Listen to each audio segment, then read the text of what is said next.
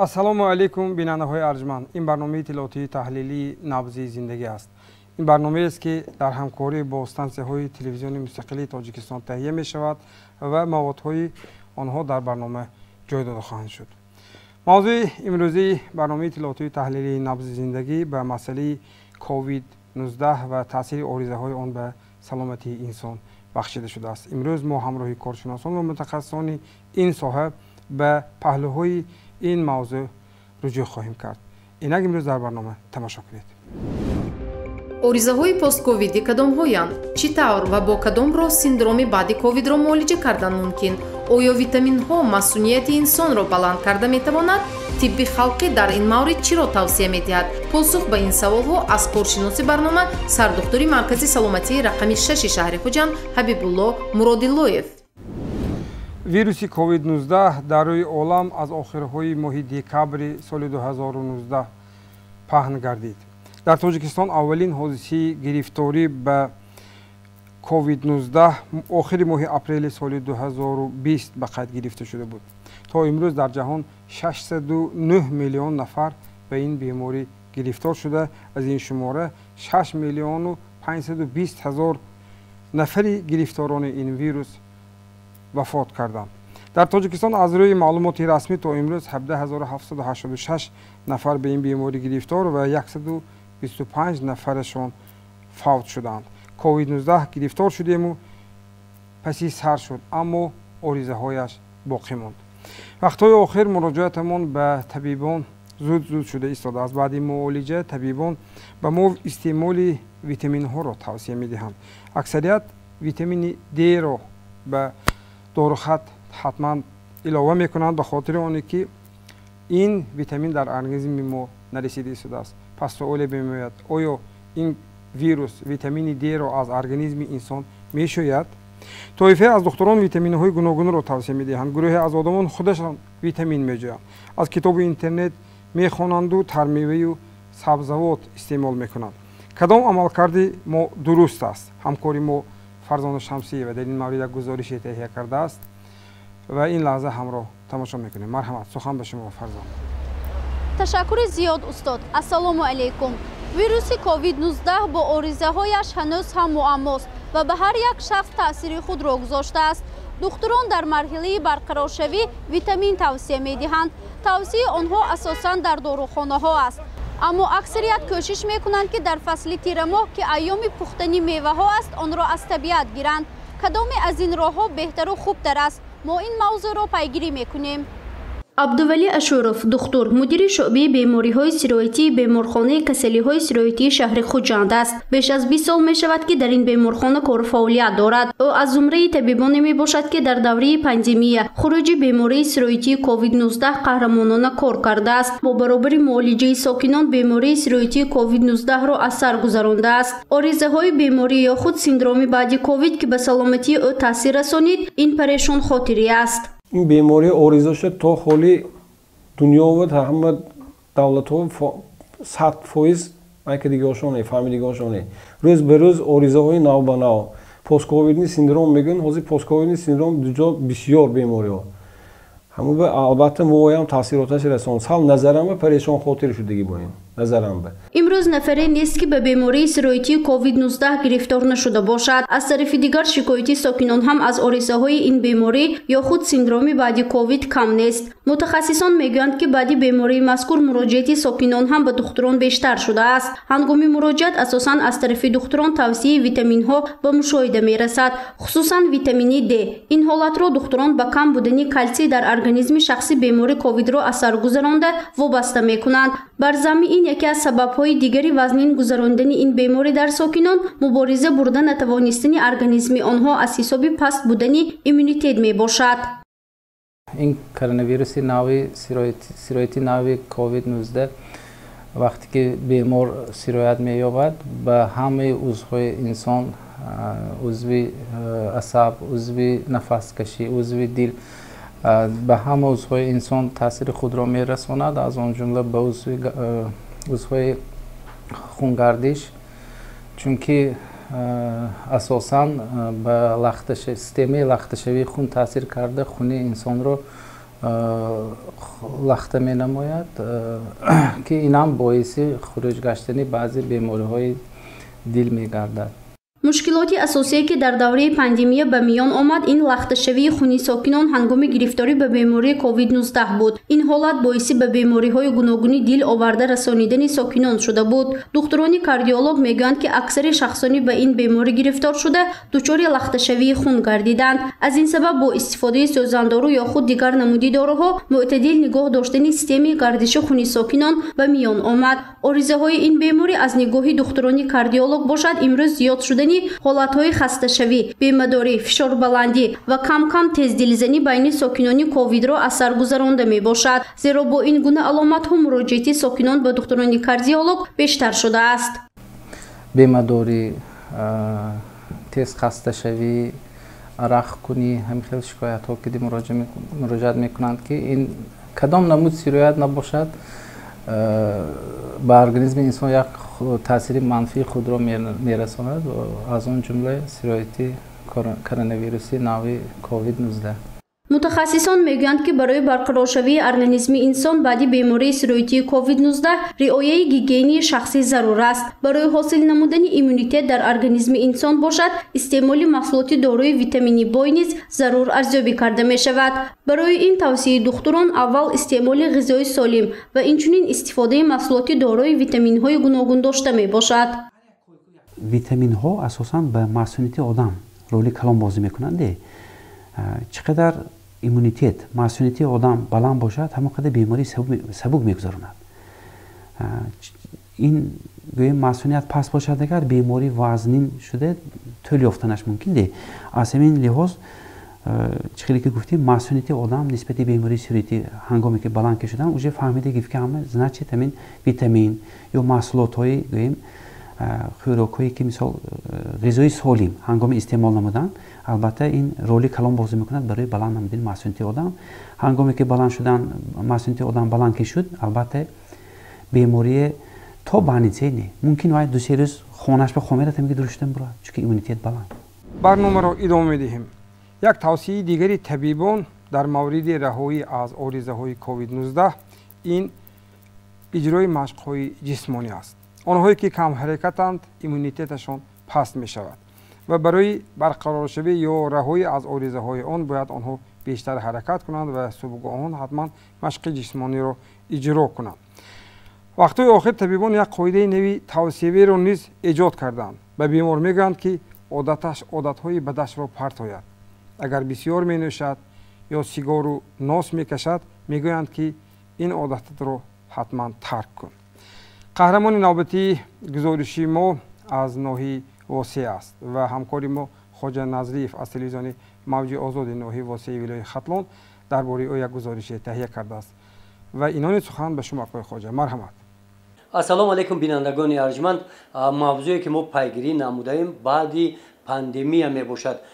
чӣ тавр нафароне ки баъди муолиҷаи бемории ковид бо кадом оризаҳо гирифтор ҳастанд ва дар кадом ҳолат ҳастанд ва худро бо кадом роҳҳо бо кадом усулҳо муолиҷа мекунанд. ва марҳамат ин лаҳза гузориши моро тамошо кунед.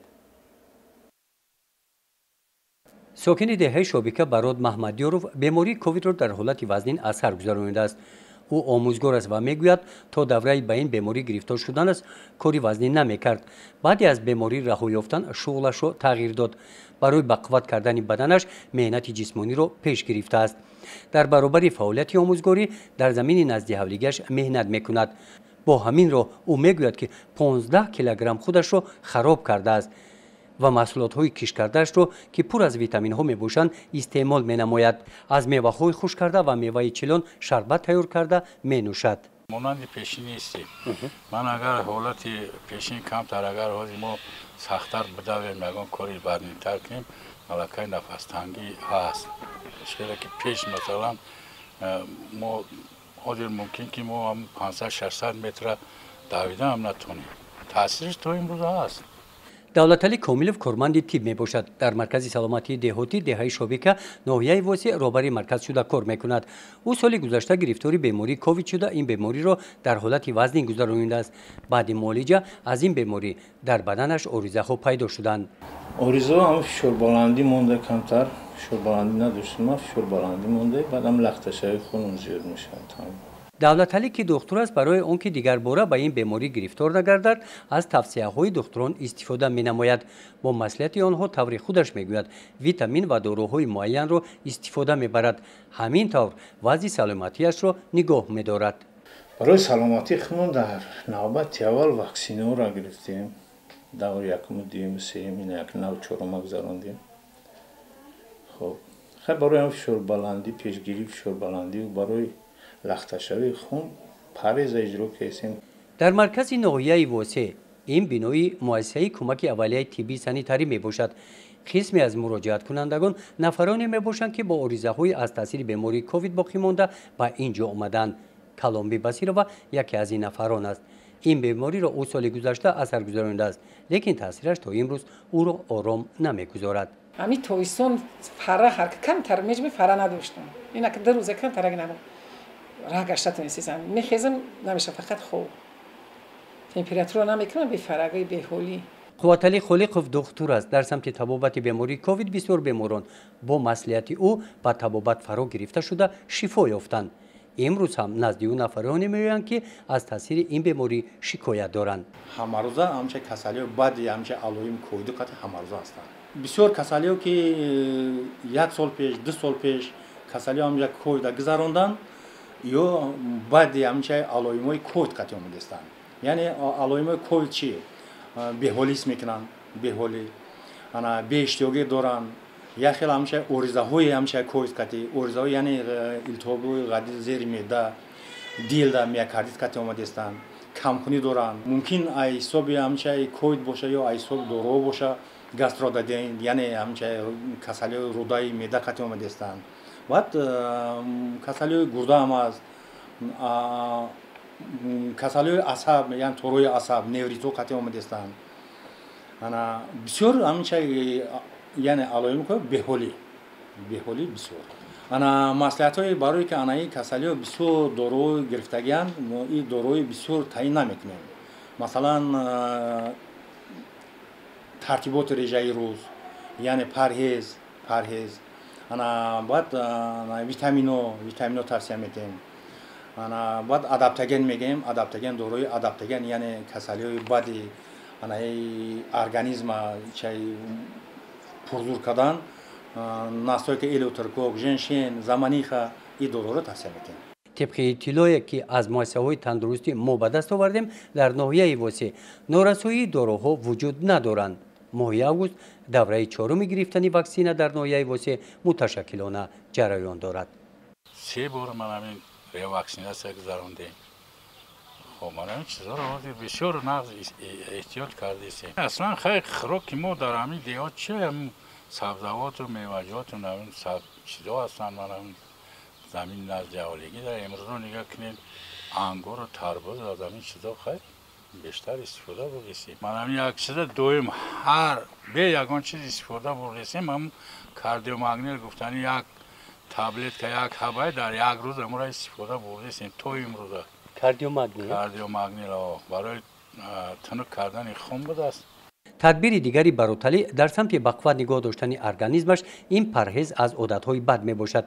کشیدن ناز و تاموکو این عادت‌های بد را او پرتافت. راه دیگری زندگی طرز حیات سالم را پیش گرفت. هر پگاهی ساحل این دریاچه سیر و گشت نموده هوای تازه نفس میگیرد. و خوب بینندگان ارجمند این بود اون گزارشی که این لحظه از ناحیه واسه ما پیشکش شما گردانیدیم. گزارش رو برای برنامه نبض زندگی خواجه نظریف و خدای نظروف برای شما آماده کردن. خیر. بینندگان ارجمند شما برنامه اطلاعاتی تحلیلی نبض زندگی را تماشا کرده استادید و موضوع صحبتی ما آرزه‌های پست کوویدی را فرا گرفته است. یک توصیه دیگری طبیبان این استفاده از گیاها است. در تاجیکستان آفتابرویی ما که дар давоми сол рӯзҳои офтобиаш хеле зиёд аст 4000 адад растениҳое мерӯянд ки онҳо хусусияти шифобахшӣ доранд ва хусусияти дороворӣ низ доранд. имрӯз баробари тибби муосир тибби халқӣ низ фаъол аст. муолиҷи онҳо асосан бо воситаи гиёҳдармонӣ мебошад. табибони халқӣ ба оризаҳои COVID-19 низ дармон ёфта истоданд. бобати роҳҳои муолиҷаҳои оризаҳои ковид мо суҳбате доштем бо табиби халқӣ ҳамзамон омӯзгор ҳамзамон шоир адабиётшинос Тимур Малик Рустамов ки чанде пеш китоби он кас таълиф ёфт бо номи дард ва шифо як суҳбате доштем. ҳамроҳ тамошо мекунем. аз таҷрибаҳои худи ман ҳамин гуна маълум аст ки ковиди охир бештар ба он мардуме ки яъне тараддуду серкору асабӣ ҳастанд дар зиндагӣ доим аз пайи корҳои барои зиндагӣ медаванд яъне ковид солҳои охир бештар бо поддард миёндард почку миёндард бештар ба мардум чӣ шуда истодааст. аввал мегуфтанд ки он ба шуш таъсир карда нафасро кӯтоҳ месозад. лекин худи ман ин албатта таҷрибаи худи ман аст. бинобар ҳамин ковиди охир ман тахмина кардам ки бисёрии одамҳоро ё ин ки оқибаташ яъне таъсироти баъдинаи ин касал ба пои миён аст ки пои миён беқувват ва камтар дардманд мегардад. ба узви камтар хаста гашта ё ин ки пештар иллатӣ шуда монда яъне низ таъсири худро мемонад. масалан диарея ё ин ки ҳамин дар забони халқӣ давонак мегӯянд равонак. ана ҳамин диарея он мардуме ки диарея меқатмад пас аз ин беморӣ яъне маълум мешавад ки меъдаи онҳо ва рӯдаи онҳо сус будааст дар вақташ. бинобар ин ин беморӣ ҳамон ҷои беқувватро ёфта яъне таъсири худро гузошт. ё ин ки гурӯҳи дигари нафароне ҳастанд ки дили онҳо яъне беқувваттар аст. бинобар ҳамин ҳангоми ин беморӣ яъне гириб ба дил низ таъсир расонда аз ҳисоби шуш не балки аз ҳисоби кори дил нафасро танг карданаш мумкин аст ки инро дар забони тоҷикии мо нафастангӣ мегӯянд ва дар забони русӣ бо луғати маъмулаш адишка мегӯянд. аввалин амале ки мо бояд чӣ кунем натарсем. дуюм амале ки мо бояд кунем мо бояд тарзи зиндагии солим яъне озода яъне гигиенаро риоя кунем. сеюмаш ин машқи ҷисмонӣ аст яъне ҳаракат аст.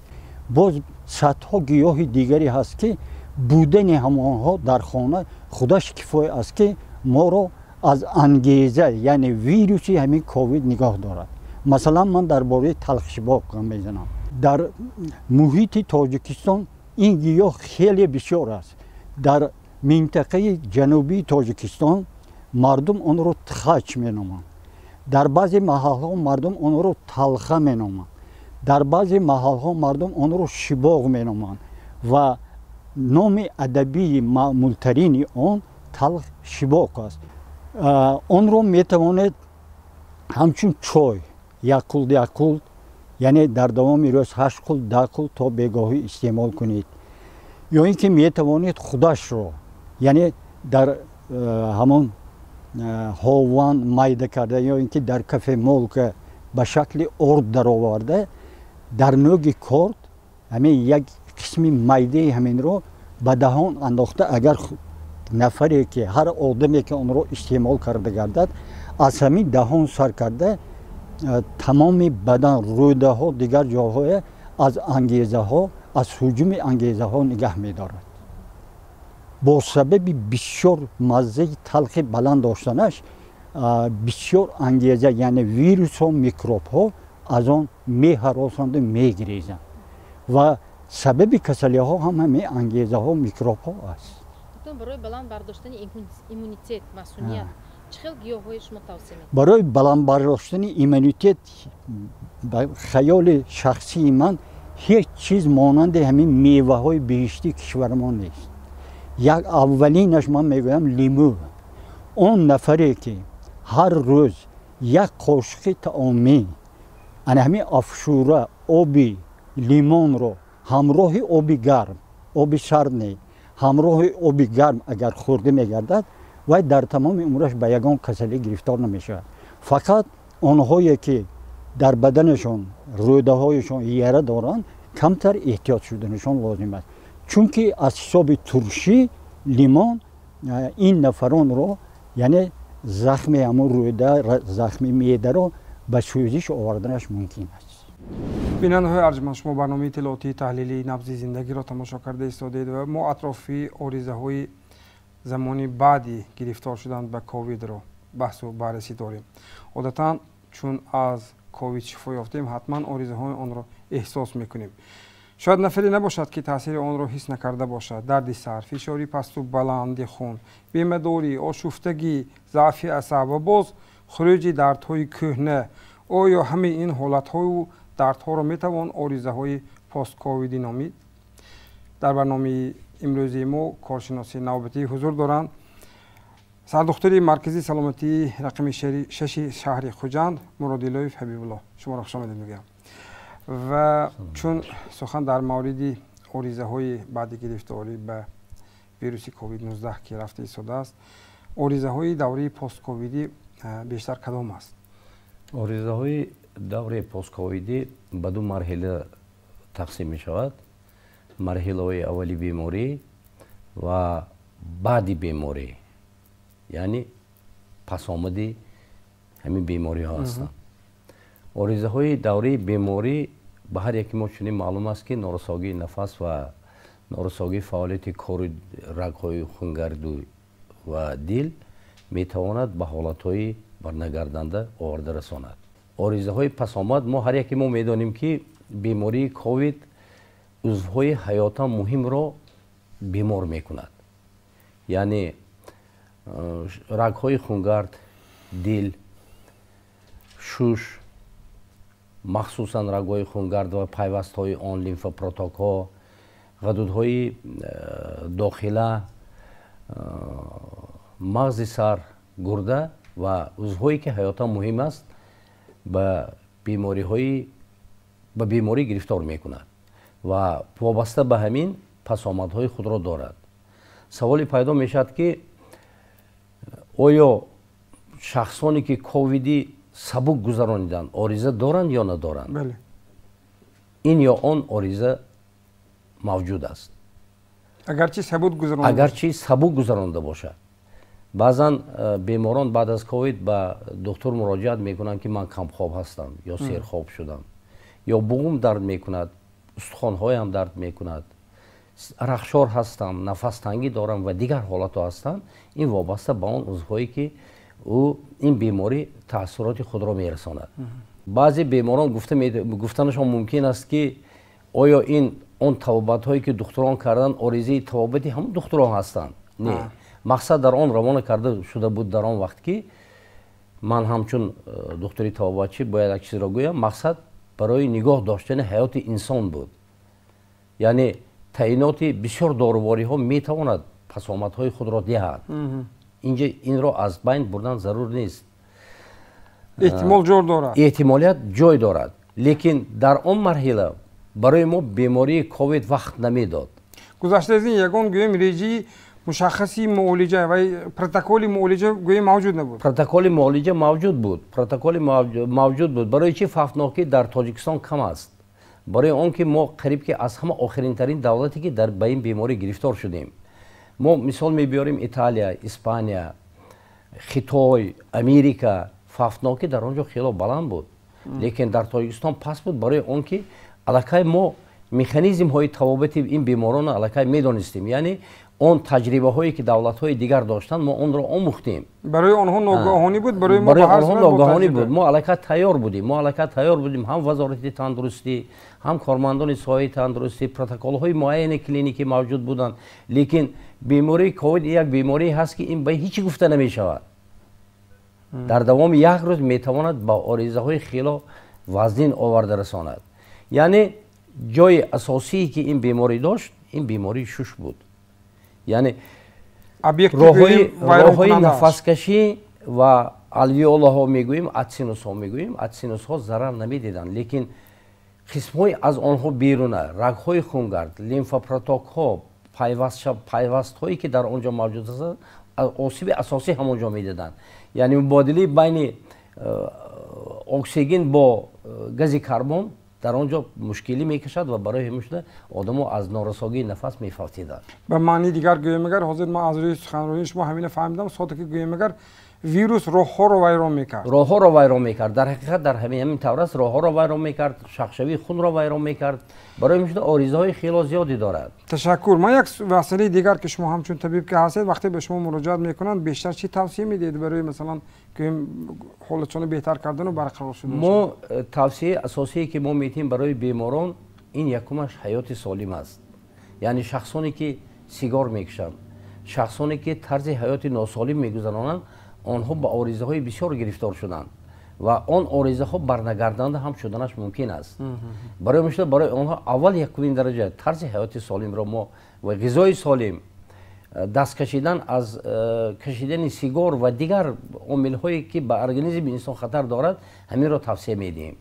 و بغیر از این توصیه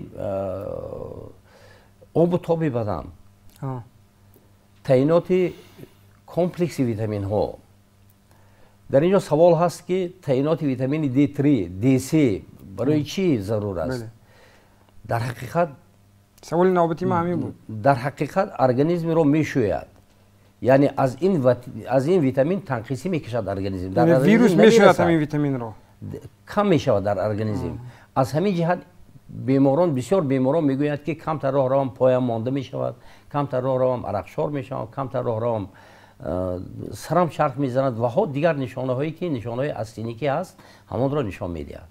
برای همین تعینات ویتامین دی با کمپلکس اون دارویی هایی که ما گفتیم، من مثلا توصیه میدادم که اسکورتین رو بسیارتر استعمال کنند، ویتامین کمپلکس ویتامین ها رو بسیارتر استعمال کنند و حتما ویتامین دی رو تعیین کردن ضرور است. در آن حالتی که ما معاینه میکنیم در ترکیب خونی ما چقدر کلسیم هست و چقدر ویتامین D3 هست، همین رو باید که ما معاینه کنیم و در اون وقت تعیینات میگذاریم. کدام مثلا معلوم است که مثلا کشوری ما آفتابی است و مثلا میوه‌جاتش گواه مثلا یک داروی ویتامین های بوی هم هست، مثلا کدام ویتامین میتواند عوض کننده باشد؟ ما توصیه میدهیم میوه های سیتروسی در ترکیبش خیلی زیاد است ویتامین C که رگ های خونگردی که آسیب میدهد آنها برقرار میشود. لیمون، اناناس، بنان. در اینجا باز توصیه میتیم کدو، توصیه میتیم کرم، توصیه میتیم اولو و اولوچه و تمامی کبوتی هایی که در تاجیکستان موجود است ما همین را توصیه میدیم. تشکر. بیننده های ارجمند، در منبر کارشناسی برنامه امروزی ما حضور داشتند سردکتر مرکزی سلامتی رقم 6 شهر خوجند مرادیلویف حبیب الله. خوش آمدید. صحت و سلامت باشید. تشکر. سلام باشید. بیننده های ارجمند، امروز ما همراهی متخصصان و کارشناسان آریزه های پست کوویدی را همراهی شما محاکمه کردیم و واقعا هم تاثیر این ویروس به سلامتی انسان جای دارد. وقتی آمادگی اندیشی یک طبیب مشهور روسیگی را در این مورد از صفحه اینترنتی خواندم، گفته است که امروز از 5 نفر گرفتاران ویروس کووید 19 بعد معالجه یافتن حتما 1 نفر از آریزه های آن اذیت میکشد. کووید با تاثیر منفیش به زندگی ما وارد شد و باید با آن مراسا کنیم و زندگی را پیش بریم. اگر شکایت از سلامتی پیدا شد حتما نزد طبیبان رویم. خود معالجه نکنیم زیرا دانش و مهارتی که طبیب دارد ما نداریم. این برنامه اطلاعاتی تحلیلی نبض زندگی بود. خیر، همیشه سلامت و